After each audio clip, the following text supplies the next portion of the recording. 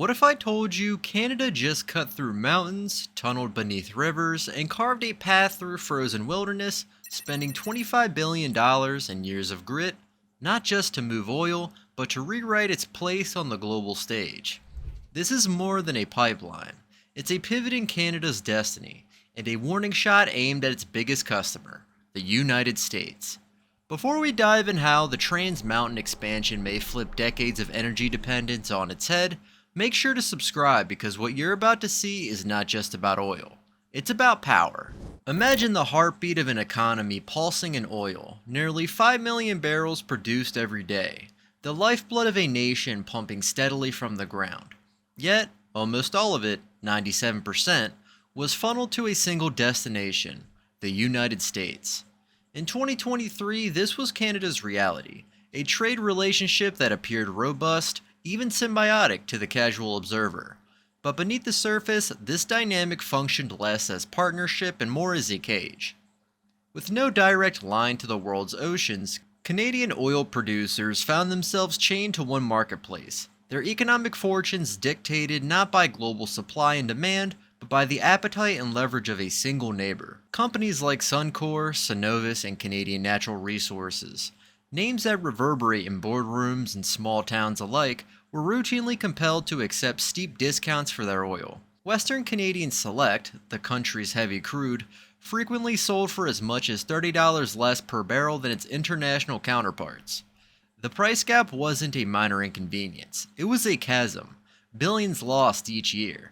Resources that could have strengthened communities, supported schools, built hospitals, or funded innovation, instead of bleeding quietly away. Yet the oil itself wasn't the problem. It was geography, specifically the iron logic of pipelines. The original Trans Mountain Pipeline, laid in 1953, was a marvel for its time but wholly insufficient for a modern, production-rich Alberta. As the years wore on, pipelines snaked south, almost exclusively drawing a straight line from Canadian fields to American refineries. No corridor west, no alternative north or east. Just one path, and therefore, just one customer. The consequence was a dangerous dependency.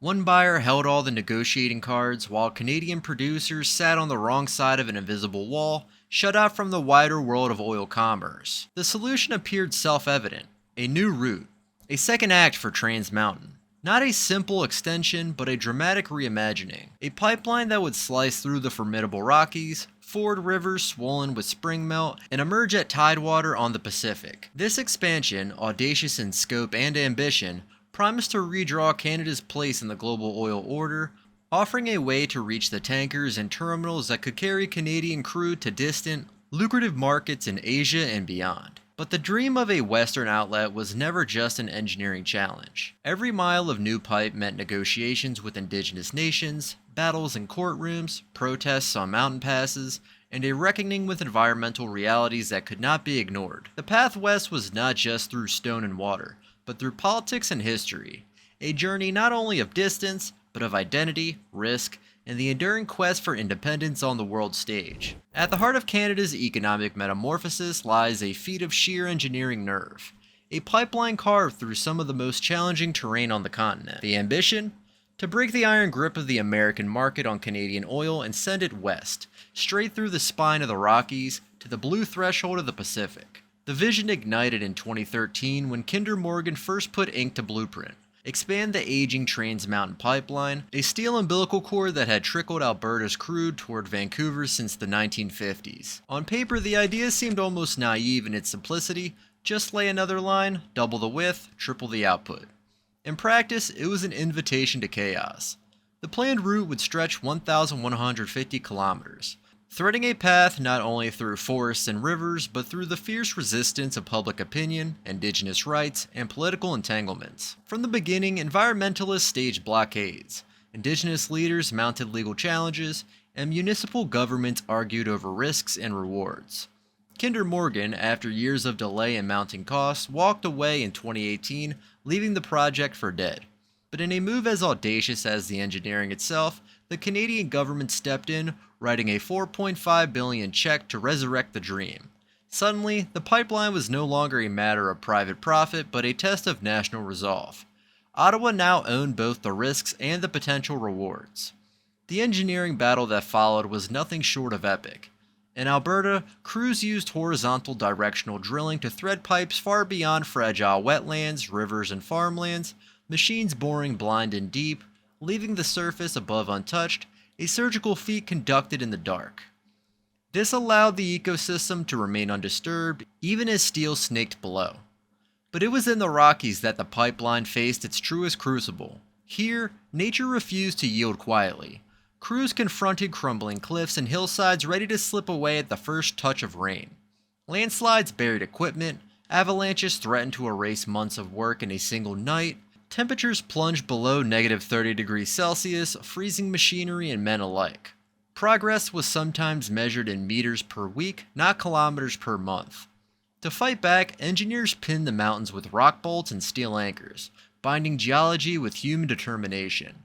Retaining walls were built like fortresses, and every slope was armored with erosion control systems. Even so, the Rockies demanded patience.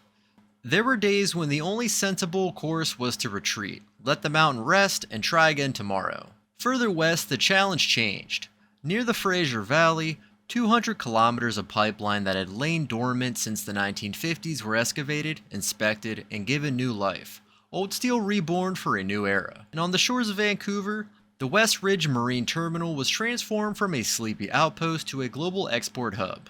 3 deepwater berths, each equipped to load a tanker in hours rather than days, 19 hulking storage tanks, domed and gleaming, and a suite of spill prevention technologies designed to satisfy even the sternest critics. Every weld along the way was contested, by weather, by law, by the sheer stubbornness of stone and soil. But in May 2024, the final seam was fused.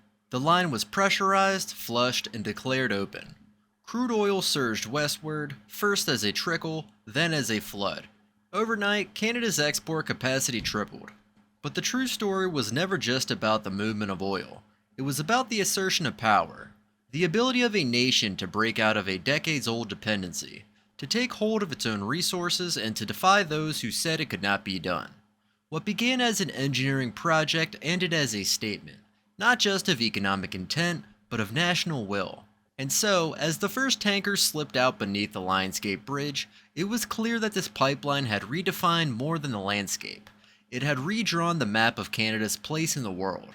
The Rockies, once a barrier, had become a bridge, not just of steel and oil, but of ambition. The numbers landed with the force of revelation. Skeptics, long convinced that pipeline politics was little more than a shell game, watched as reality outstripped rhetoric. By the end of 2023, Canada's oil exports reached a staggering 4.8 million barrels per day, an artery pumping out a value of $124 billion, an amount so large it accounted for 16% of everything Canada sold to the world. But these digits, impressive as they appear in black ink on government spreadsheets, are mere surface ripples. The real story, the one that keeps ministers awake and sets boardrooms abuzz, lies in what that torrent of oil actually unlocked. The completion of the Trans Mountain Expansion, or TMX, was not just another chapter in the long history of Canadian resource extraction. It marked the beginning of a new era, the era of leverage. Gone were the days when Canadian crude was forced into a one-way queue, heading south at a discount, its price dictated by a single buyer. With TMX's new route to Tidewater, analysts projected the annual lift to Canada's gross domestic product could reach $24 billion. A sum that doesn't simply puff up balance sheets, but translates into tangible public good. For oil producers, the promise was even more dramatic. Over the coming 2 decades, revenues could jump by $73 billion, with $46 billion earmarked for government treasuries. In that flow, the abstract becomes concrete, schools funded, hospitals supplied, roads maintained. The bitter irony is clear. For years, Canada's oil has subsidized someone else's prosperity. Now, the tables were turning. The numbers that mattered most, though, are not always tallied in billions. Nearly 38,000 jobs materialized during TMX's construction, jobs that sustained families and revived small towns that had begun to lose hope. Among these, the presence of over 3,600 Indigenous workers stand out, not as an afterthought, but as a sign that partnership was finally becoming more than a buzzword. $6 billion in contracts flowed to Indigenous-owned companies. an economic lifeline that redefined the relationship between the pipeline and the people who live along its route. In dozens of communities, the project became a rare opportunity for self-determination. What some called a pipeline, others called a path forward. Then the world came knocking. Between May and November 2024, China's appetite for energy drew in over $2.3 billion worth of Canadian crude. European refineries, seeking to diversify in the wake of geopolitical shocks, began importing millions of tons. And on the horizon, India's vast demand loomed as the next great opening. Suddenly, Canada found itself at the center of the energy table, not cap in hand, but negotiating from a position of strength. For generations, the US regarded Canadian oil as a quiet extension of its own energy landscape. The border between Alberta and Montana might as well have been an internal seam in a shared petrostate.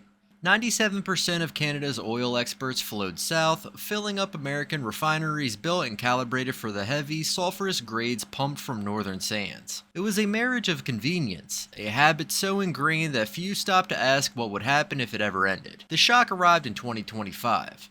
Not with a bang, but with the suggestion of a tariff. The US floated a 10% levy on Canadian energy, an attempt perhaps to claw back advantage in a world where energy was becoming more weapon than commodity. Suddenly, both sides saw the brutal underside of their arrangement. For Canada, the danger of over-reliance snapped into focus. If one customer can shape your entire market, you are not an exporter, but a captive. For the US, vulnerability wore a different face. Refineries in Texas and Illinois, designed to process Canada's viscous, heavy crude, could not simply flip a switch and turn to lighter, sweeter alternatives from elsewhere. Retooling would require hundreds of millions at each site, and no guarantee the replacements would arrive fast enough. TMX's true power was now revealed. With a pipeline to the Pacific, oil need not always flow south. Tankers could head west to Shanghai, east to Rotterdam, or south to the growing energy hubs of Mumbai. Canada's escape route was real and the old assumptions crumbled. This isn't Canada abandoning the US, one official reported. It's Canada refusing to be boxed in. The comfort of predictability had masked a growing imbalance. Now, with new markets and new leverage, the relationship was being rewritten, not with acrimony, but with the sober recognition that in the new era of global energy, no country can afford to be anyone's afterthought. The age of the one-way pipeline was over. The consequences, financial and geopolitical, were just beginning to unfold. This, too, is the story of TMX. The Trans Mountain expansion isn't just steel on the ground, it's leverage. It's a shift in decades of one-sided trade. Canada now controls its own energy destiny, and that changes the game for everyone. For the United States, the question is simple but unsettling. What happens when your most reliable supplier starts looking elsewhere? For Canada, it's a new era of independence. For the world, it's a reminder. Pipelines don't just move oil, they move power.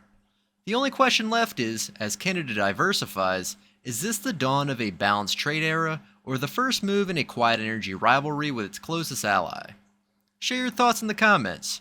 Thank you for watching this video with us, and catch you in the next one.